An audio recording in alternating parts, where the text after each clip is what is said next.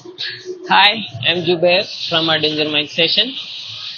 Short list ചെയ്ത് keywords വെച്ചിട്ട് നമ്മൾ എന്ത് ചെയ്യും, പിന്നെ ഡ്രാഫ്റ്റ് ചെയ്യാൻ തുടങ്ങും. സ്കെച്ച് ബുക്കിൽ വരക്കും, അതായത് ഓരോ എലമെന്റ്സ് ആയിട്ട് വരച്ചുകൊണ്ട് അതിന് ബെസ്റ്റ് ഒരു സാധനം നമ്മൾ സെലക്ട് ചെയ്യും. ആ സെലക്ട് ചെയ്ത് നമ്മൾ ഫോട്ടോ എടുത്തിട്ട് കമ്പ്യൂട്ടറിലേക്ക് അപ്ലോഡ് ചെയ്യും.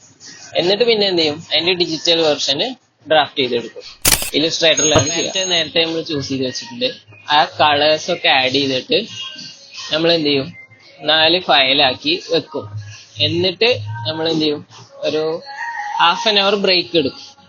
അതിനുശേഷം വന്ന് നോക്കും. അതെന്തിനാ വെച്ചാൽ നമ്മൾ ബയസ്ഡ് ആവാതിരിക്കാനും.